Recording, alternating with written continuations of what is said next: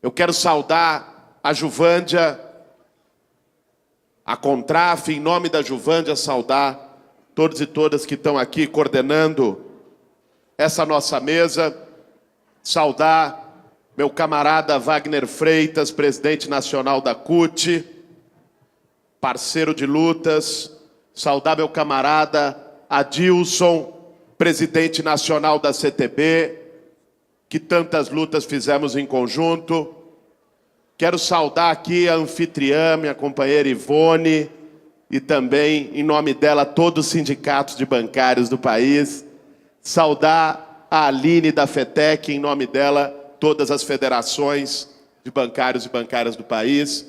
Saudar meus companheiros do PSOL e da Intersindical, Índio, Francis, Mané Gabeira, em nome deles, todos os companheiros e companheiras. O Brasil vive hoje um momento de uma dura e séria encruzilhada.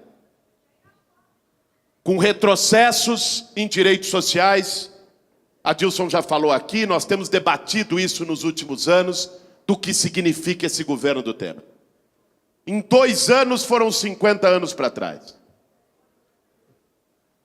Reforma trabalhista, emenda constitucional 95, entrega do pré-sal para as empresas estrangeiras, destruição da capacidade de investimento do Estado brasileiro. Eu acho, aliás, Adilson mencionou aqui a revogação da reforma trabalhista.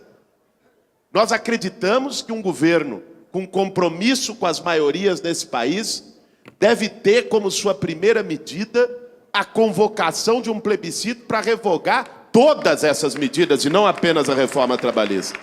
O congelamento de gastos sociais e a entrega do nosso patrimônio nacional.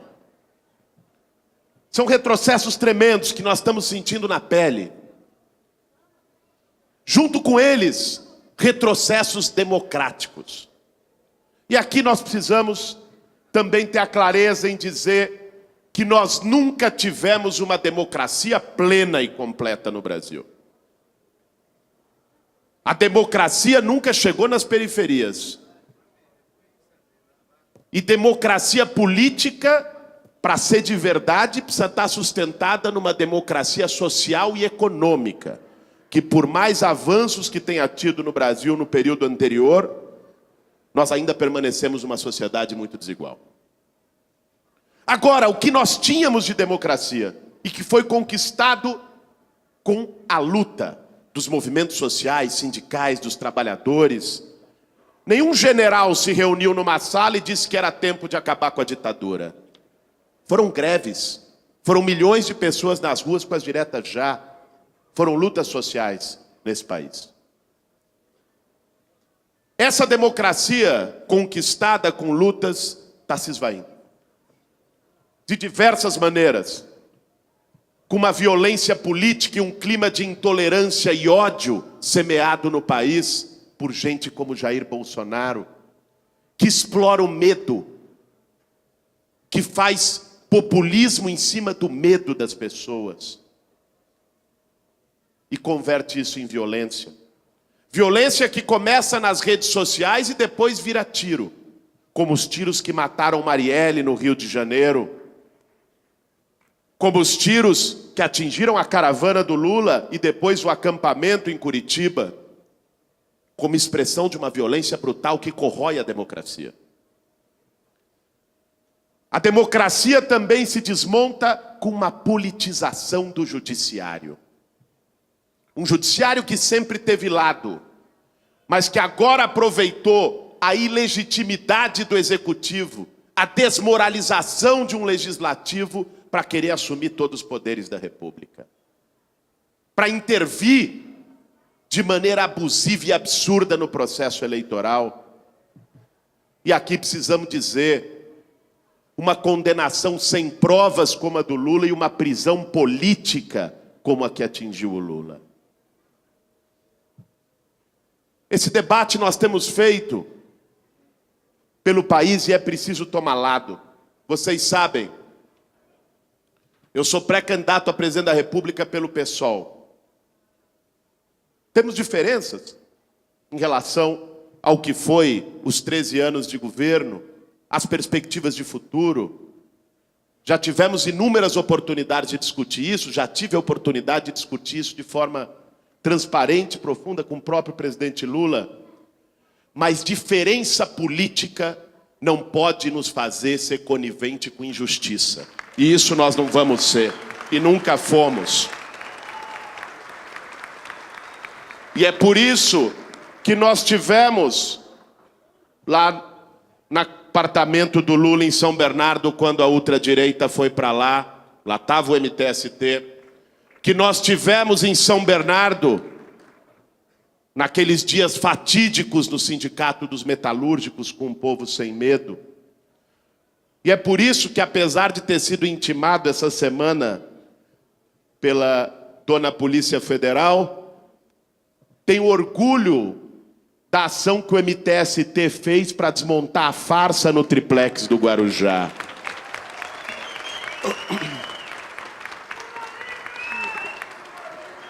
Lula livre!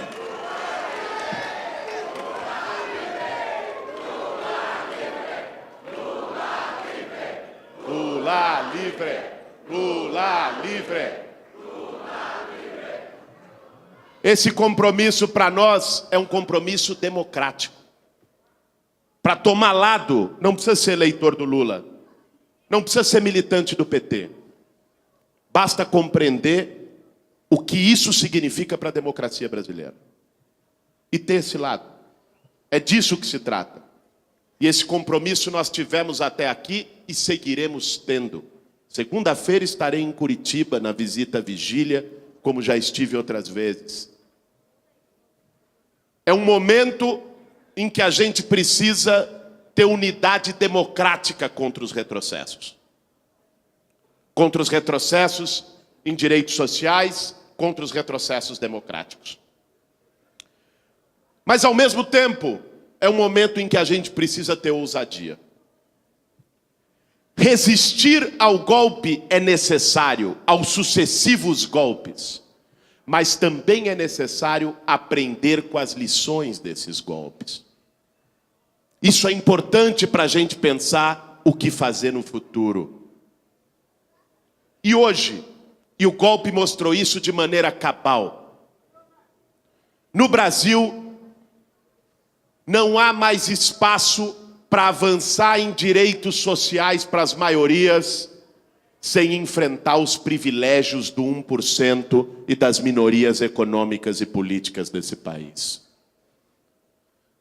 Foi possível em outro momento ter políticas sociais importantes, ter aumento salarial, ter políticas públicas,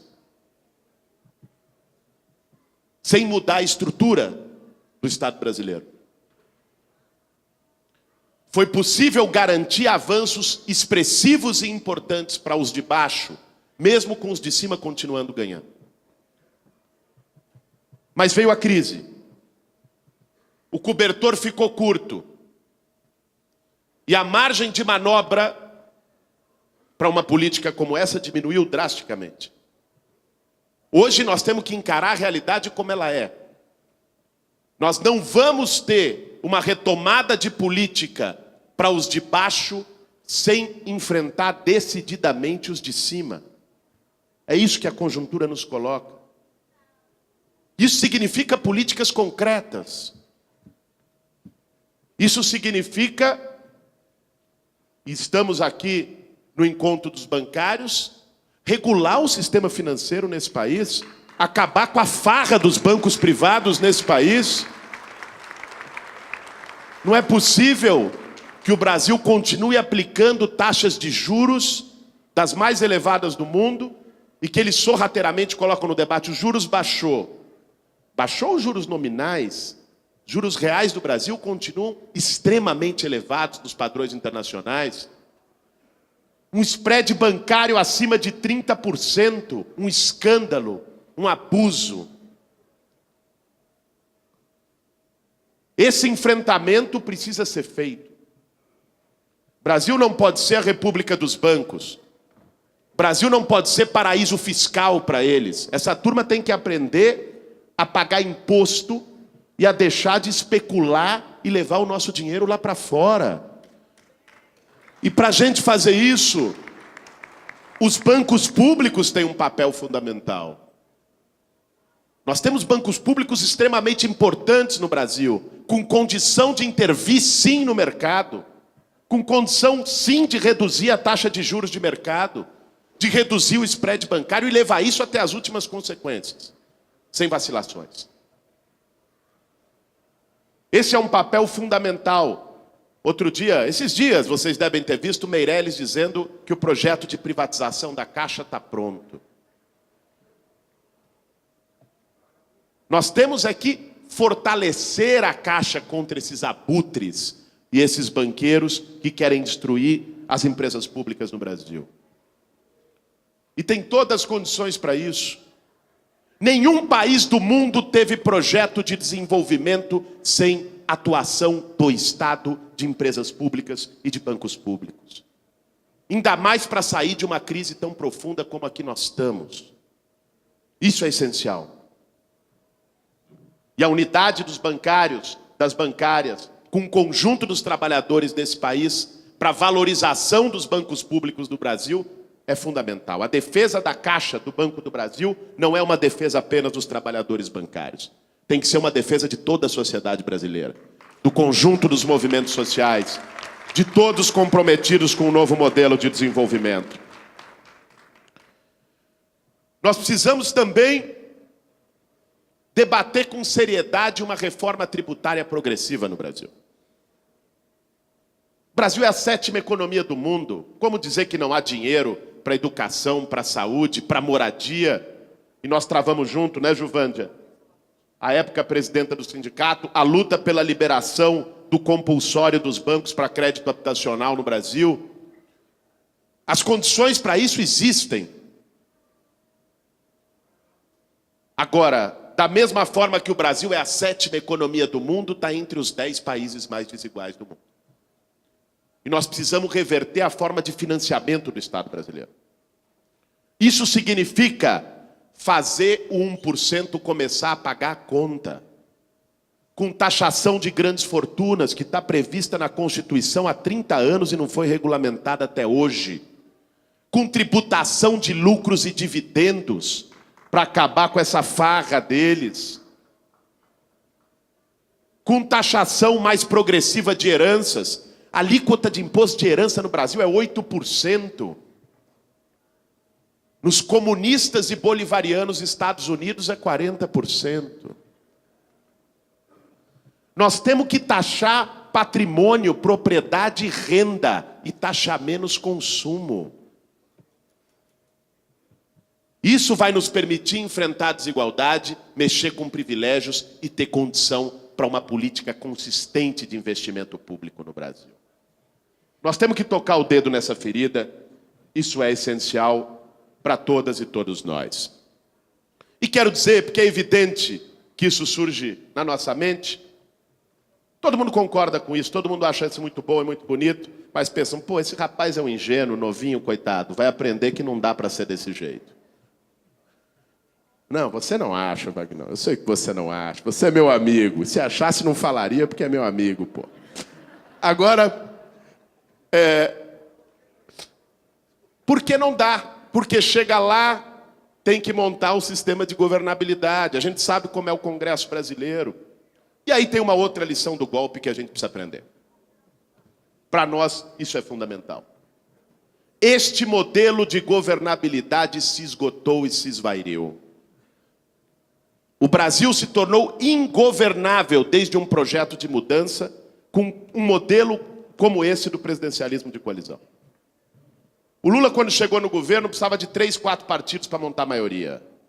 Hoje são 10 ou mais. A maioria deles sem qualquer compromisso com qualquer projeto político, ideológico, nacional. Não é nem que é de direita, não é coisa nenhuma. É negociante, é mercador. Esse é o sistema político brasileiro. Um projeto como o nosso, um projeto de mudanças, vai ter que ter a capacidade de desafiar isso. Até porque foram essas relações em que a política se tornou sinônimo de balcão de negócios, que fez com que a maior parte do nosso povo tenha uma descrença profunda da política, uma desesperança total, de que é tudo igual, de que não presta, de que não tem jeito. Esse é o clima. Se a gente sair aqui do nosso meio e for conversar no boteco ali da frente, essa é a conversa. Nós precisamos fazer de um outro jeito. Ter a coragem de colocar o debate de fazer de um outro jeito. O que significa pensar um modelo de governabilidade que não seja apenas com maiorias parlamentares, mas seja com maiorias sociais. Democracia não pode ser apertar um botão a cada 4 anos e depois ir para casa e não decidir mais nada. Democracia tem que ser o povo ser ouvido e decidir de maneira permanente e constante, com plebiscitos, com referendos, com conselhos. Essa é a forma de construir uma governabilidade que vá sustentar o nosso projeto. Porque está muito claro que não basta ganhar a eleição no Brasil. A Dilma ganhou, olha o que aconteceu. Nós precisamos sim fazer a disputa eleitoral, mas precisamos fazer a disputa ampla com lastro na sociedade. Com mobilização social. Porque não há mudança profunda que parta apenas de dentro das instituições. As instituições são fundamentais, mas precisam ser completadas com outro pé na rua, com outro pé no trabalho de base, que foi algo que, lamentavelmente, a gente deixou um pouco para trás. Nós temos que perder um costume que a esquerda brasileira, e aqui sem apontar para ninguém, porque foi geral, na maior parte da nossa esquerda, teve, que foi de se contentar em falar para nós mesmos, em pregar para convertido. Em espaços onde a gente fica falando, se ouvindo, achando muito bonito, mas depois o povo lá fora está pensando outra coisa. Nós precisamos ter a ousadia de dialogar com o nosso povo. Sem medo. Dialogar com o jovem da periferia que está dizendo que vai votar no Bolsonaro, em vez de chamar ele de fascista. Fascista é o Bolsonaro, ele não. Ele está desiludido, talvez porque a gente não foi capaz de apresentar uma alternativa de esperança política para ele. Nós temos que ousar dialogar com o conjunto da sociedade para além das nossas bolhas. O projeto que nós precisamos construir nesse momento, uma reorganização de um projeto de esquerda no nosso país, não tem prazo de validade em outubro desse ano. Nós precisamos ser mais ousados. Nós precisamos sim pensar o presente, mas também pensar o futuro. E quando digo pensar o presente, significa disputar de verdade o processo eleitoral. Não é para marcar posição, não. Aliás, seria uma irresponsabilidade histórica de qualquer um na esquerda entrar num processo, num momento como está o Brasil, só para marcar posição. Nós queremos disputar mentes e corações nesse país. Nós queremos dialogar com o nosso povo. Mas, ao mesmo tempo, nós sabemos que isso não se esgota apertando um botão numa urna. Nós precisamos construir e reorganizar um projeto de esquerda, de mobilização, de luta, para os próximos 10, 20 anos. O desafio que nós temos hoje nas mãos não é um desafio para a próxima eleição. Apenas, embora seja também. E aí digo da legitimidade de todas as pré-candidaturas do campo da esquerda e da reafirmação da nossa defesa do direito do Lula a ser candidato nessas eleições. Mas não é apenas para a próxima eleição, é sobretudo para a próxima geração. Essa tem que ser a construção política de uma esquerda que olhe longe. E vamos fazer isso lutando pela democracia, por justiça por Marielle, por Lula livre, mas ao mesmo tempo ousando colocar o dedo na ferida e enfrentando os privilégios do 1% nesse país. Obrigado. Muito bem, parabéns, companheiro Boulos. Obrigada. Queria agora passar a palavra para o companheiro Wagner Freitas.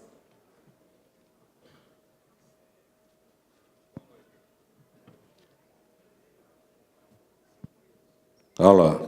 Bom, boa noite, companheiras. Boa noite, companheiras. Boa noite, companheiros. Isso, para acordar. Boa noite, companheiro Adilson, parceiro, presidente da CTB, bancário como eu. Boa noite, companheiro Guilherme Boulos. Conheci como líder do MTST e hoje é candidato a presidente da República. Extraordinário orgulho para a esquerda brasileira que você é, Guilherme, viu? Não tenho dúvida nenhuma em relação a isso. É um orgulho para toda a esquerda brasileira, tanto quanto o Adilson, a Manuela, o PCdoB, o PSOL, a CTB, a Intersindical, a CUT, o PT, o MST, a UNE, os movimentos sociais todos, a Frente Brasil Popular, a Frente Povo Sem Medo, né? Todos aqueles que têm ainda a condição no Brasil de lutar pela democracia.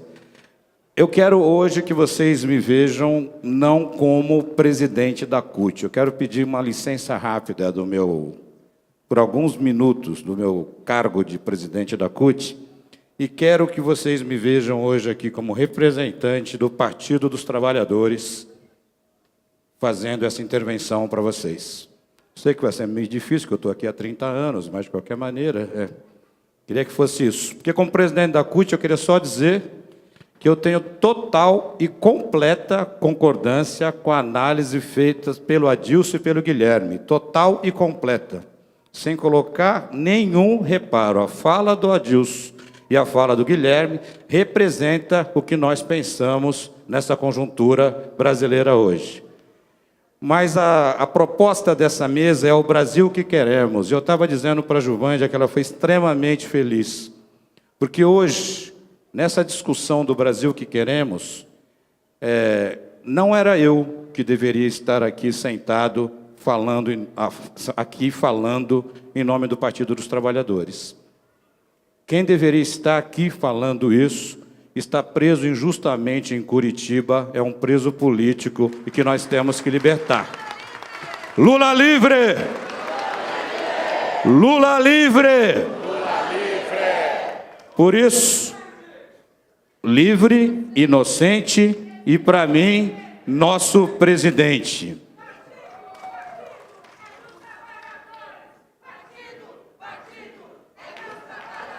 Isso. Portanto, eu hoje, por entender que quem deveria estar aqui é o companheiro Luiz Inácio Lula da Silva, vou aqui, humildemente, como ele disse, no fatídico dia que ele foi preso, Adilson e Guilherme estavam comigo, ele disse que ia caminhar pelas nossas pernas, né, que nós seríamos a energia dele aqui fora para combater o que está acontecendo no Brasil.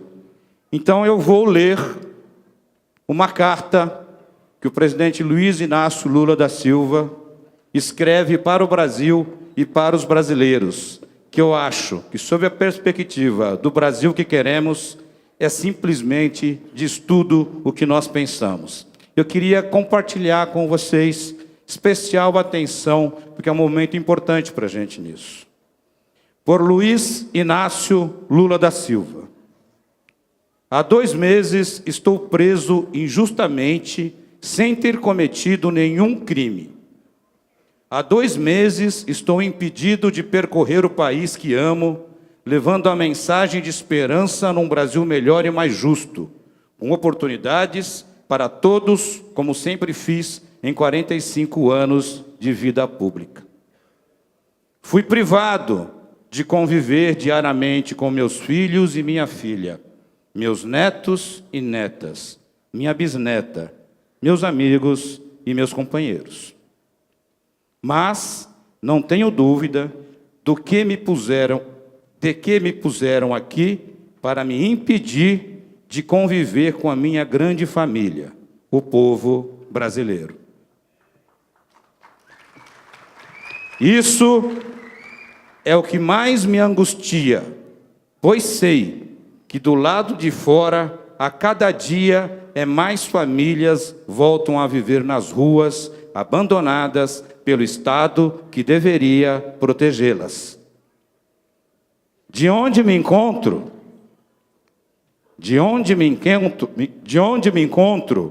Quero renovar a mensagem de fé no Brasil e em nosso povo. Juntos, soubemos superar momentos difíceis, graves crises econômicas, políticas e sociais. Juntos e no meu governo, vencemos a fome, o desemprego, a recessão, as enormes pressões do capital internacional e de seus representantes no país.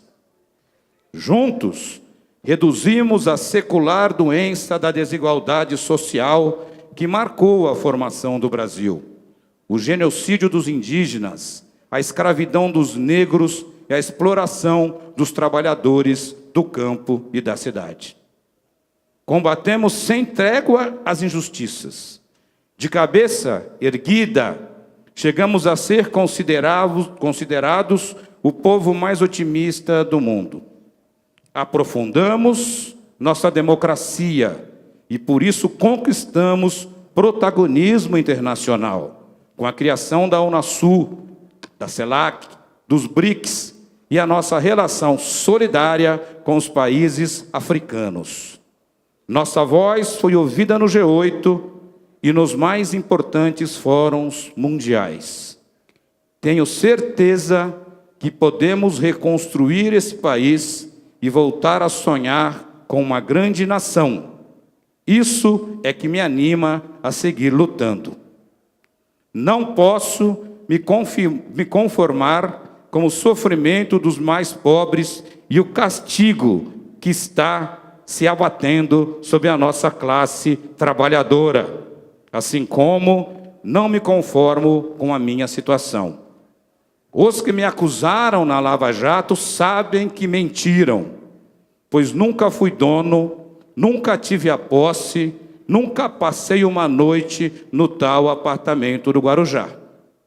Os que me condenaram, Sérgio Moro e os seus desembargadores do TRF4, sabem que armaram uma farsa judicial para me prender, pois demonstrei minha inocência no processo e eles não conseguiram apresentar a prova do crime que me acusam. Até hoje me pergunto, onde está a prova? Não fui tratado pelos procuradores da Lava Jato, por Moro e pelo TRF4, como um cidadão igual aos demais. Fui tratado sempre como inimigo. Não cultivo ódio ou rancor, mas duvido que meus algozes possam dormir com a consciência tranquila. Contra todas as injustiças, tenho o direito constitucional de recorrer em liberdade, mas esse direito me tem sido negado, até agora, pelo único motivo de que meu nome é Luiz Inácio Lula da Silva.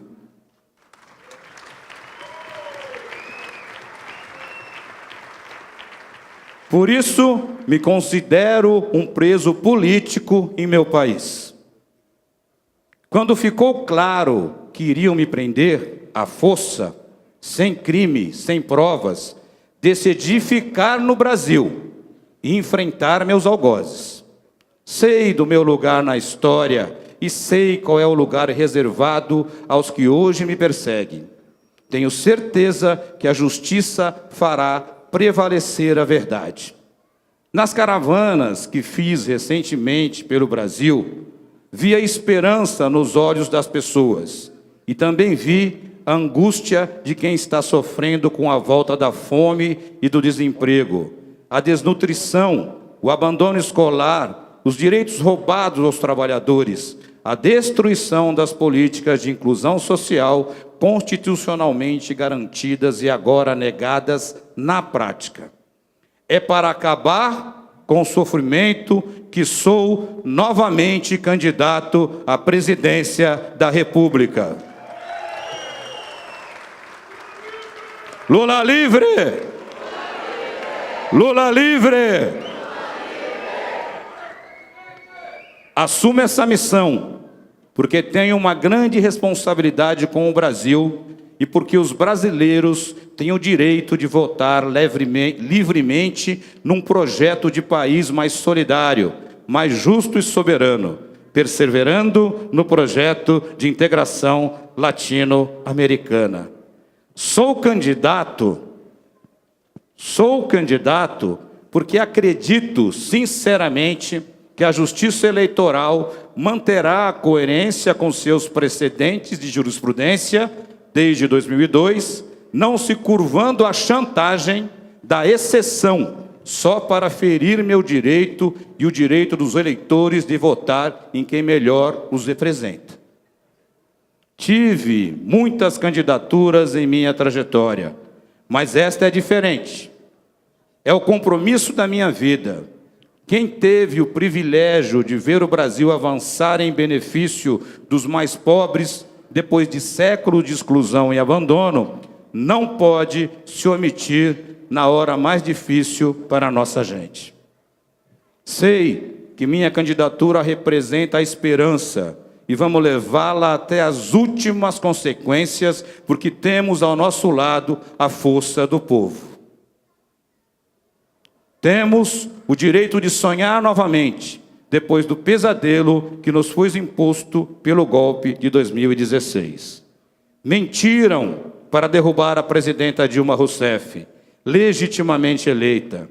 Mentiram que o país ia melhorar se o PT saísse do governo, que haveria mais empregos e mais desenvolvimento. Mentiram para impor o programa derrotado nas urnas em 2014.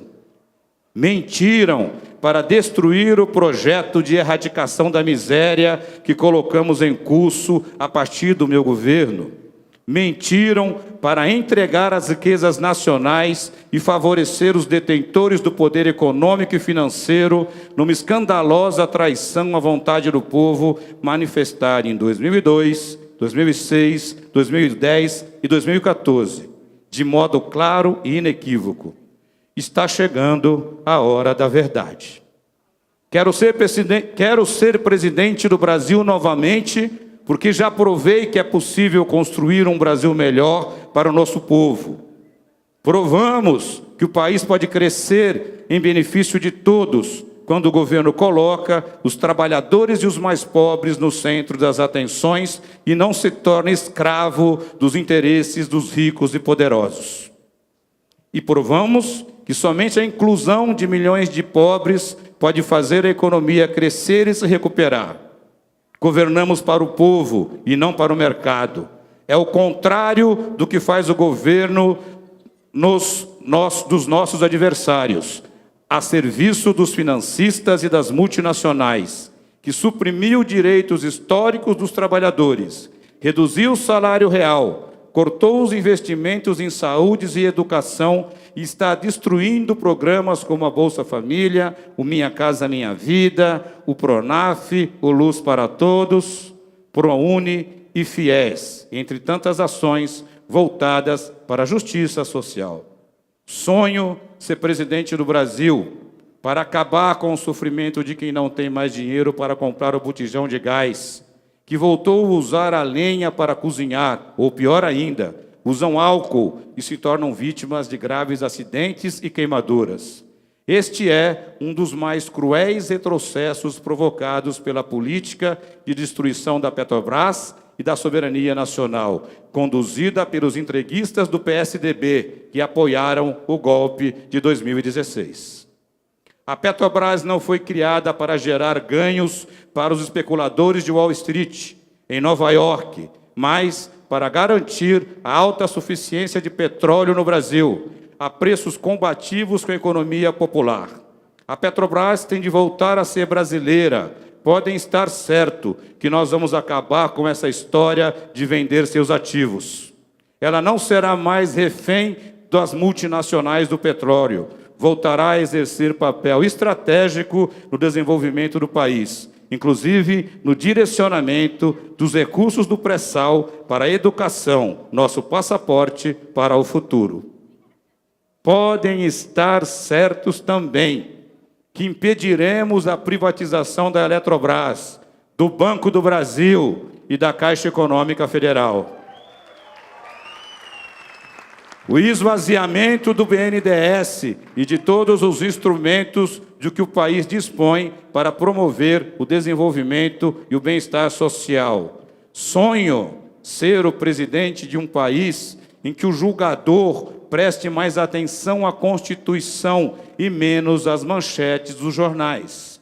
E que o Estado de Direito seja a regra, sem medidas de exceção. Sonho com um país em que a democracia prevaleça sobre o arbítrio, o monopólio da mídia, o preconceito e a discriminação. Sonho ser presidente de um país em que todos tenham direitos e ninguém tenha privilégios. Um país em que todos possam fazer novamente 3 refeições por dia, em que as crianças possam frequentar a escola, em que todos tenham direito ao trabalho com salário digno e proteção da lei. Um país em que todo trabalhador rural volte a ter acesso à terra para produzir com financiamento e assistência técnica. Um país em que as pessoas voltem a ter confiança no presente e esperança no futuro. Que por isso mesmo volte a ser respeitado internacionalmente. Volte a promover a integração latino-americana e a cooperação com a África, e que exerça uma posição soberana nos diálogos internacionais sobre o comércio e o meio ambiente, pela paz e a amizade entre os povos. Nós sabemos qual é o caminho para concretizar esses sonhos. Hoje ele passa pela realização de eleições livres e democráticas, com a participação de todas as forças políticas, sem regras de exceção, para impedir apenas determinados candidatos. Só assim teremos um governo com legitimidade para enfrentar os grandes desafios que poderá dialogar com todos os setores da nação, respaldado pelo voto popular. É esta a missão que me proponho a aceitar a candidatura presidencial pelo Partido dos Trabalhadores. Já mostramos que é possível fazer um governo de pacificação nacional, em que o Brasil caminhe ao encontro dos brasileiros, especialmente dos mais pobres e dos trabalhadores. Fiz um governo em que os pobres foram incluídos no orçamento da União, com mais distribuição de renda e menos fome, com mais saúde e menos mortalidade infantil, com mais respeito à afirmação dos direitos das mulheres, dos negros e à diversidade, e com menos violência, com mais educação em todos os níveis e menos crianças fora da escola, com mais acesso às universidades e ao ensino técnico e menos jovens excluídos no futuro, com mais habitação popular e menos conflitos de ocupações nas cidades, com mais assentamentos e distribuição de terra e menos conflitos de ocupações no campo, com mais respeito às populações indígenas e quilombolas, com mais ganhos salariais e garantia dos direitos dos trabalhadores, com mais diálogo com os sindicatos, movimentos sociais e organizações empresariais e menos conflitos. Foi um tempo de paz e prosperidade como nunca antes tivemos na história. Acredito, no fundo do coração, que o Brasil pode voltar a ser feliz e pode avançar muito mais no que conquistamos juntos, quando o governo era do povo. Para alcançar esses objetivos, temos de unir as forças democráticas de todo o Brasil, respeitando a autonomia dos partidos e dos movimentos, mas sempre tendo como referência um projeto de país mais solidário e mais justo, que resgate a dignidade e a esperança da nossa gente sofrida. Tenho certeza que estaremos juntos ao final da caminhada. Daqui onde estou, com a solidariedade e as energias que vêm de todos os cantos do Brasil e do mundo, posso assegurar que continuarei trabalhando para transformar nossos sonhos em realidade. E assim, vou me preparando com fé em Deus e muita confiança no povo brasileiro. E esse reencontro só não ocorrerá se a vida me faltar. Até breve, minha gente. Viva o Brasil! Viva a democracia! Viva o povo brasileiro! Luiz Inácio Lula da Silva. Lula livre!